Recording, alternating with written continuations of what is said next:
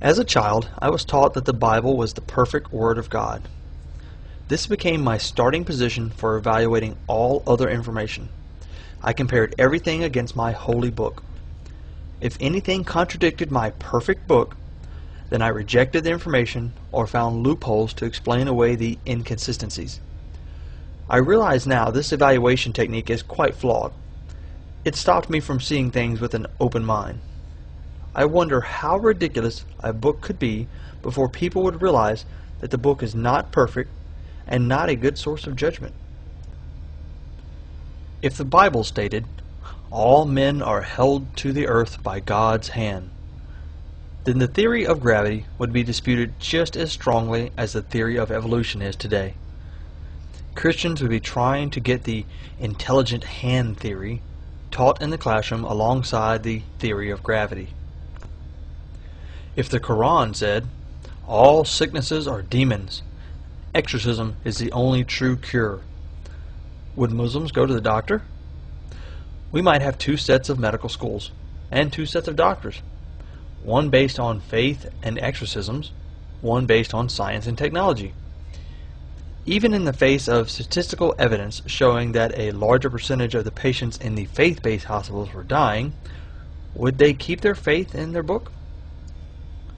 If the Book of Mormon said, "The moon is made of wood," how would the Mormons cope with all the moon rocks brought back from the Apollo missions?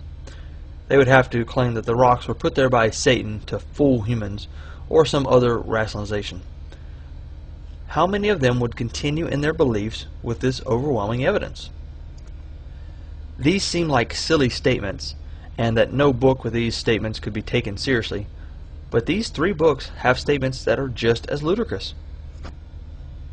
The Bible states that the human body was formed because a magic being breathed on some dirt, and that millions of species of animals all fit on a boat for over 100 days.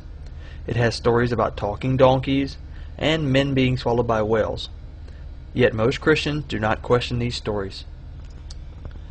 The Quran states that if you get dirty by touching a woman and can't find any clean water around at prayer time, you can clean up by rubbing your face and hands in some dirt.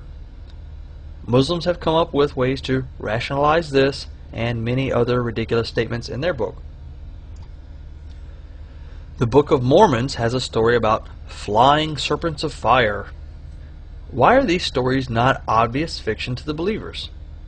Just how unbelievable can a story be before a person stops and says, "Wait, that doesn't make any sense"? It seems that just about any story could pass as acceptable, no matter how outrageous, when it's called a religious book. These faith-driven beliefs seem to override any form of questioning or rational thinking. People believe these stories for different reasons. Some are taught to believe with childhood indoctrination. When we are young, we are pre-programmed to believe what our parents tell us. Another method is when a person feels helpless or depressed. Religions can bring comfort to some, but belief in the ridiculous stories comes as a side effect in joining these groups.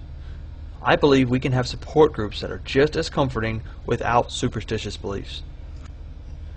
If you believe in a holy book, try to put your book in perspective with any other story you might hear. Most of the stories in these books are just as fictional as Jack and the Beanstalk. Instead of reading your book from the mindset that the book must be perfect, try reading it with a questioning mind. Try asking questions like, "Does this make sense? Could this really happen?" And keep in mind the identity of the authors. Don't simply think that the book must be from God.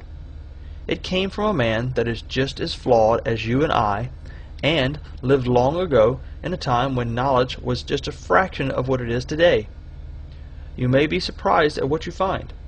Your mind just might open to the reality of, it's just a book. A special thank you to my friend Dr. Scott for this video's inspiration. Actions are more important